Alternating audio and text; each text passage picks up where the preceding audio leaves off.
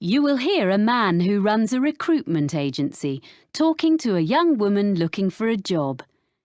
First, you have some time to look at questions 1 to 6.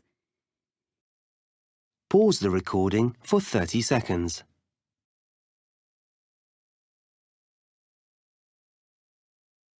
You will see that there is an example that has been done for you. On this occasion only, the conversation relating to this will be played first. Hello, Edwina, is it? Have a seat. Yes, Edwina. Thanks. I'm looking for a job as a nanny. I like working with children. I talked to you yesterday. Oh, yes. Well, we covered most of the ground on the phone yesterday. I've got a form I need to complete for my records. So, you're Edwina Riley, and how should we contact you? The woman's name is Edwina Riley, so Riley has been written in the space. Now we shall begin. You should answer the questions as you listen, because you will not hear the recording a second time. Listen carefully and answer questions 1 to 6. Hello, Edwina, is it? Have a seat. Yes, Edwina. Thanks. I'm looking for a job as a nanny. I like working with children. I talked to you yesterday. Oh, yes. Well, we covered most of the ground on the phone yesterday. I've got a form I need to complete for my records. So, you're Edwina Riley, and how should we contact you? By email. I check it regularly. What's the address? It's Edwina, like my name, then R-I, the first 2 letters of my surname, at worldnet.com. EDWINARI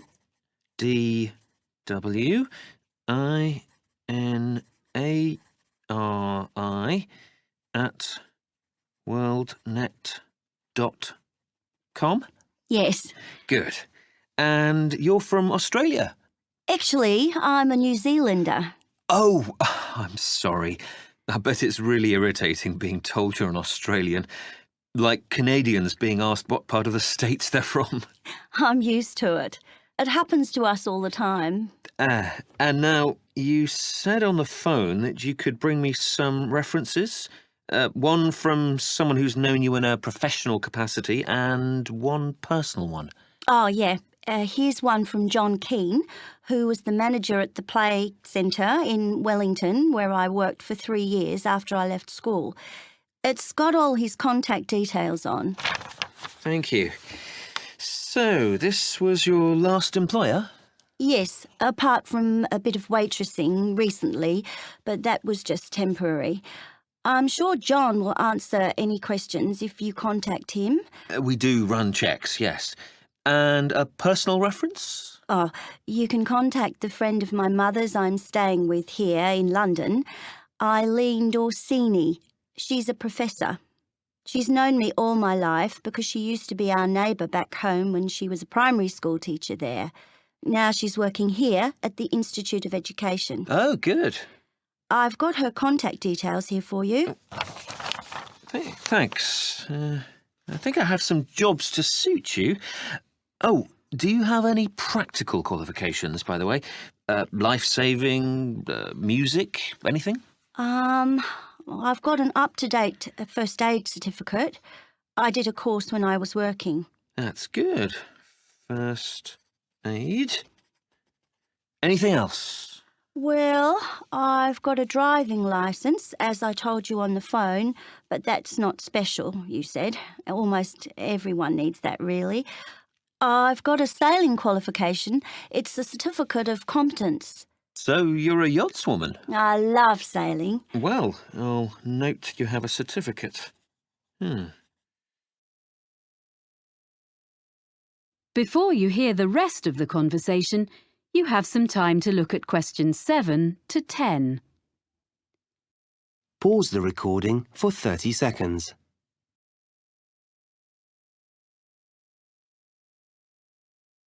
Now listen and answer questions 7 to 10. Now, as I mentioned yesterday, there are 3 families, and the job description is much the same for all of them, as I explained. There are a few other things you need to know. Anyway, the first family is here in London. Yes, I did make a few notes. London, that's the Bentons with 2 children? Yes, that's right. A girl of 3 and her brother, who's 8. The little boy has a quite serious food allergy. Did you learn about things like that on your course? Oh, well, I know what to do if someone has an allergic reaction. Good. But what they mainly want is someone with an interest in sport, as, well, that's the kind of family they are. Oh, that's okay. I'll enjoy that. Good. Now, the next people are in the country near Oxford. Oh, yeah, the Grangers? Yeah, so they have twin boys of 5 who are a bit of a handful, I suspect. But it's a lovely place, quite a grand house, and the family is extremely welcoming. They keep horses. Do you ride? I did when I was younger. I like animals generally. Well, Animal Lover was their special request, so you'd be fine there. The last family... Yes? I don't think I told you. They live in Scotland. Really? What's their name? Campbell. Oh, yes. And they have 4 girls under 10? That's it. They have a lovely city flat and they own a small island. Wow! Actually, you might get on with them very well. They particularly wanted someone who would be prepared to cook when they go camping on the island. Camping would really suit me, and I'm used to taking my turn doing the food, but it is a long way from London. Yeah, well, you can think about it. Then, as soon as I've checked your references, we can arrange for you to talk to all of the families. Right. Thanks very much. Thank you. I'll email you as soon as I can. That is the end of section 1. You now have half a minute to check your answers. Pause the recording for 30 seconds. Listening, section 2. You will hear a woman talking to a group of people who are looking round a sports and leisure centre. First, you have some time to look at questions 11 to 14. Pause the recording for 30 seconds.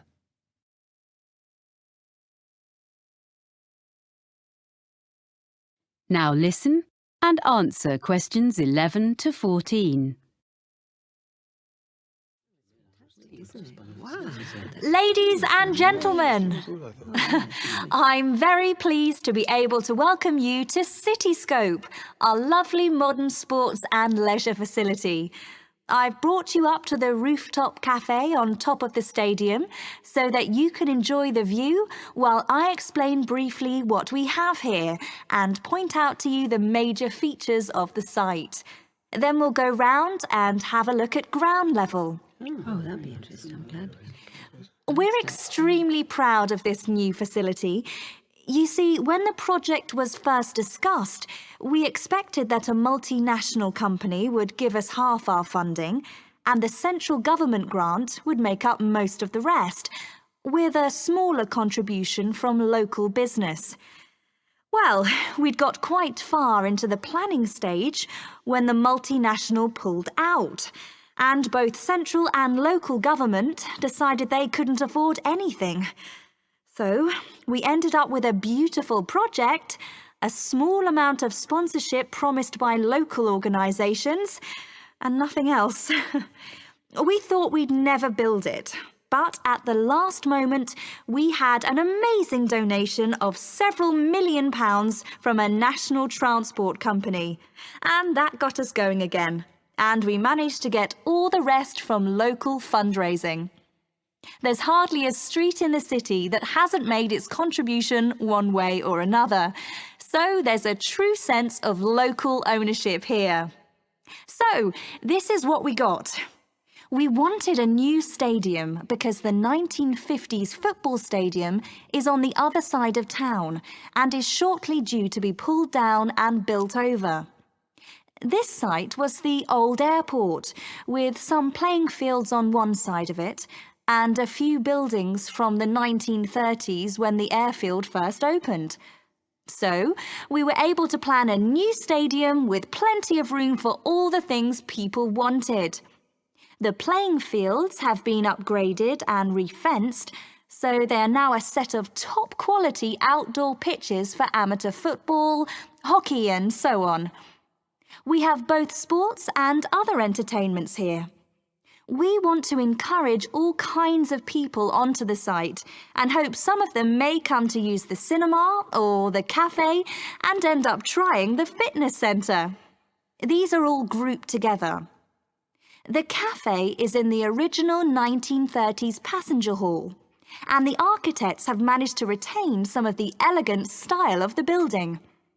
The other buildings, like the control tower, which would have made a great feature, and the aircraft hangars, which we had hoped might house the fitness centre, were unfortunately not structurally sound enough to preserve. So, everything else is newly built, opened in 2010.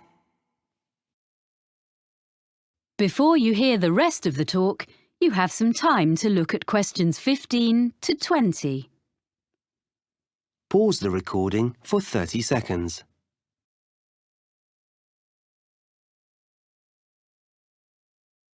Now listen and answer questions 15 to 20. Right. Now, if you'd like to gather a little closer to the window, I'll point out the various buildings. Oh, yeah, very nice. We're at the highest point of the stadium here in the rooftop cafe, on the opposite side to the main entrance doors. On our left, you can see two buildings just beyond the end of the stadium. The closest one is the business centre, used for meetings and conferences and so on, which provides a good source of revenue for the upkeep of the sports facilities. And next to the business centre, the bigger building is the hotel, which is rented from us by an independent company. As you see, they are served by the perimeter road, which runs round 3/4 of the site. Now, coming round to the front of the building, immediately in front of the entrance, that circular open space at the end of the road is the transport hub. From here, there are buses and a monorail link to the free car park, about 10 minutes from here, but you can't see that. There's also a large secure cycle park. Oh, and disabled parking, of course. People find it's very convenient and it keeps the site virtually car-free. OK, now if you look as far as you can over to the right, beyond the buildings, you can see our outdoor pitches, which I mentioned earlier. Between the pitches and the entrance is a little kind of pedestrian plaza. Are you with me?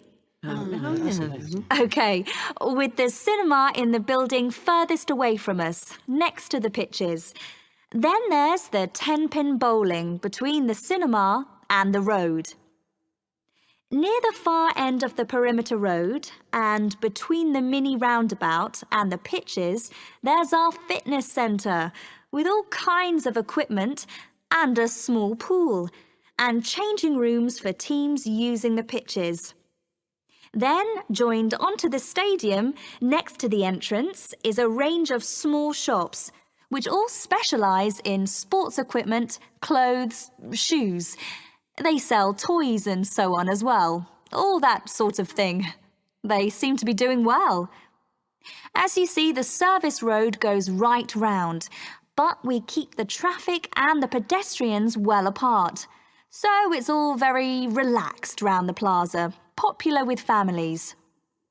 And just in front of the bowling is our lovely restaurant. You can see it from here.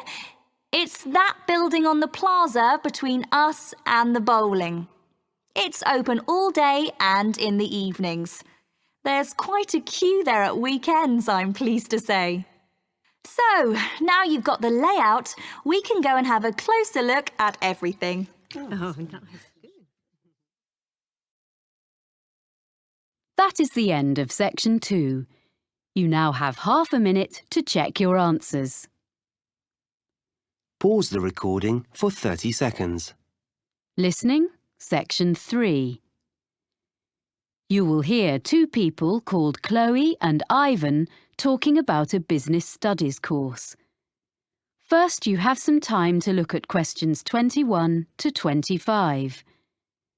Pause the recording for 30 seconds.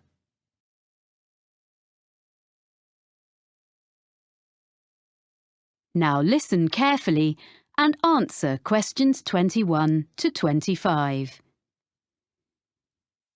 Oh, hi, Ivan. Oh, hi, Chloe. I'm glad I bumped into you because I've been looking at this prospectus about courses at the university. I'm thinking of doing a business studies degree. Isn't that what you're doing? Yes, I'm about to start my 3rd year. I think you'd enjoy it. Is there something on the course that you're not sure about? Well, you know I've been working for a publisher for the last 4 years as a production assistant. That will be really valuable experience because a lot of people go to university straight from school and don't have that kind of background. Yeah, I know. And I'm used to dealing with figures and percentages and things, but it's been a while since I've sat down and put my ideas into an essay. I was never that good at it, and I'm not sure I can do it now. But you did okay at school, so I'm sure you'll soon get into it again. I was worried about different things when I started, like if I'd be able to use all the computer programs. But you only really need the basics. You have to do a lot of presentations, and I thought that would be hard. But we'd actually had such a lot of practice at school, it was fine. But did you find writing essays easy? It was okay, but I was hopeless at getting them in by the deadline.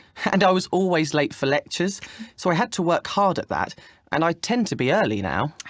It's good that you've sorted yourself out before you go and get a job, or you might not have it very long. I think the course looks really interesting. It is. And it also gave me the chance to spend 6 months working in a local business last year. That's not so important for me, unless I could go abroad to use my foreign languages. But that doesn't seem to be on offer, which is a shame. What really appeals to me, though, is the idea of being assessed throughout the year. I think that's a much more productive way of learning, instead of everything being decided in an exam at the end. It's good for people like you who are hardworking all year round. You'll be spending all your time in the library. They've just expanded it too. That's good. Well, yes and no. They've made the study area bigger, but it means they've taken some of the magazines and periodicals away. So I think it was better as it was. The university's expanding all the time, and there are lots of new courses coming next year. Well, that's great news, isn't it? It means the college will have a better reputation, as more people will hear about it. So that's good for us. I agree, but they really need to add more lecture rooms, as we often have lectures in tiny rooms. Well, you obviously think overall it's a good place to do a degree. I should probably go and have a look round. Well, it's holidays now, and there's not much going on there. Oh, so it's probably not worth going in now. But you could email my tutor. I know he'd be happy to answer any questions. I can give you his email address. I looked at quite a lot of other universities and read loads of prospectuses, but I thought this one was the best. Before you hear the rest of the conversation, you have some time to look at questions 26 to 30. Pause the recording for 30 seconds.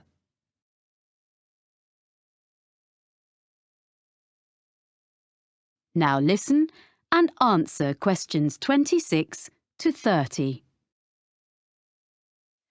I was a bit unsure about all the different subjects you can choose on this course. Well, I can tell you a bit about them. There are some subjects you have to do, and some that you can choose. The most interesting course I've done is public relations. From what I've read, it doesn't look very demanding. Some of it is really just common sense. But it will be really useful if you want to go into marketing or advertising. That's true. But I need to find out a bit more about it first before I decide if it will really help me. It's difficult to tell from the prospectus. But you are interested in marketing? Oh, yes. Well, you can choose a marketing course. I wasn't very impressed with that course, actually. The tutor didn't make it very interesting. It's good to put on your CV that you've done a marketing course, though. So that would be a definite for me, and maybe I'd get a different tutor. What other courses did you choose? I'm doing taxation, as I was thinking of training to be an accountant, but I'm not sure now. Oh, that will be a good option for me, because I enjoy working with figures. Although I don't want to be an accountant, it'll be good to have an understanding of taxation, especially if I ever run my own business. Then there's the most popular course, which is human resources, and a lot of people seem to get jobs in that field. My friend works in human resources, and she's really good at it. But I don't think I've got the right personality, so I'd give that one a miss. I'm more interested in how businesses actually work, the structure. That's a compulsory course, the structure of business. Oh. But you might find information systems helpful. Is that kind of computer programs? Some of it is, but also databases, project management, and other things. Oh, this sounds useful. But I'll have to look at some of the other possibilities first. You know, Ivan, this course sounds as though it would suit me. I'm going to apply. Great. If there's anything else you want to ask me, you've got my number. Thanks. That is the end of section 3. You now have half a minute to check your answers. Pause the recording for 30 seconds. Listening, section 4. You will hear a talk by a meteorologist about weather forecasting. First, you have some time to look at questions 31 to 40. Pause the recording for 1 minute.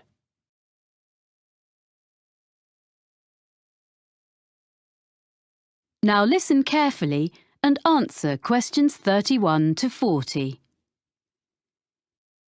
I work for the National Weather Service, and as part of your course on weather patterns, I've been asked to talk to you about how we predict the weather.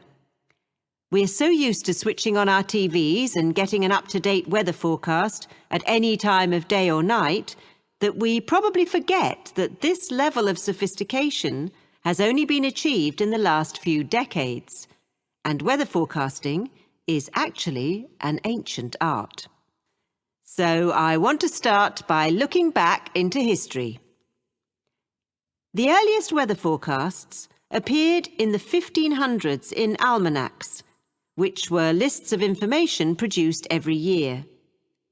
Their predictions relied heavily on making links between the weather and where the planets were in the sky on certain days. In addition, predictions were often based on information, like if the fourth night after a new moon was clear, good weather was expected to follow. But once basic weather instruments were invented, things slowly started to change. In the mid-15th century, a man called Nicholas Cusa, a German mathematician, designed a hygrometer which told people how much humidity there was in the air. To do this, Cusa put some sheep's wool on a set of scales and then monitored the change in the wool's weight according to the air conditions. A piece of equipment we all know and use is the thermometer. Changes in temperature couldn't really be measured until the Italian Galileo Galilei invented his thermometer in 1593. It wasn't like a modern-day thermometer because it had water inside it instead of mercury.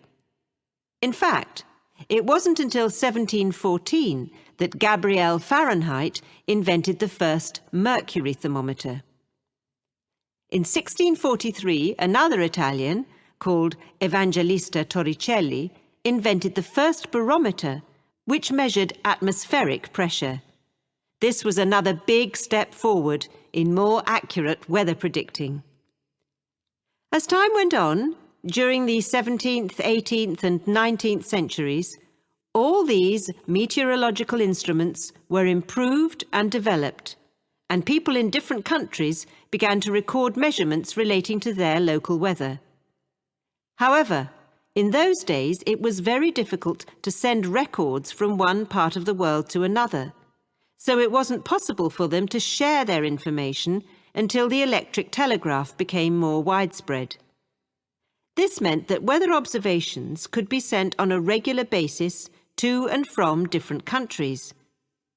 By the 1860s, therefore, weather forecasts were becoming more common and accurate because they were based on observations taken at the same time over a wide area. In 1863, France started publishing weather maps each day. This hadn't been done before, and other nations soon followed. So that was the start of national weather forecasting. And I'll now tell you how we at the National Weather Centre get the information we need to produce a forecast.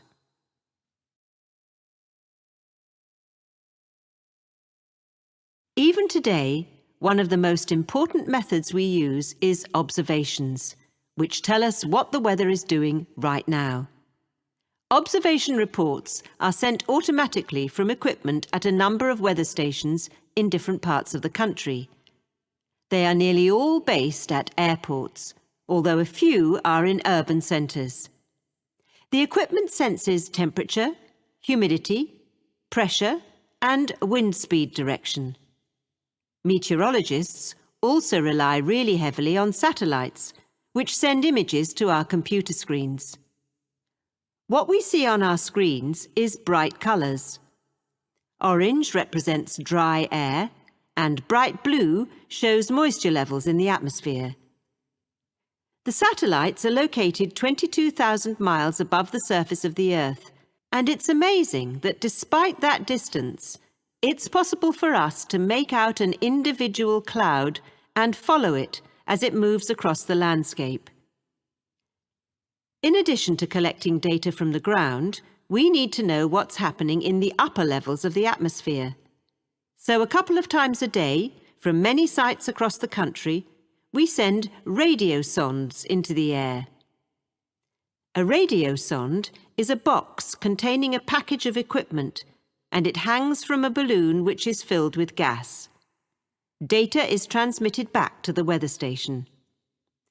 Finally, radar. This was first used over 150 years ago and still is.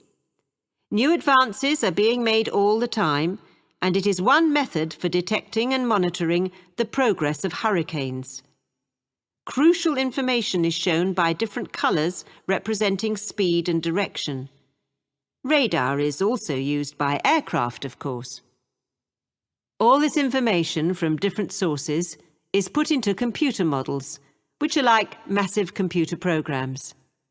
Sometimes they all give us the same story, and sometimes we have to use our own experience to decide which is showing the most accurate forecast, which we then pass on to you.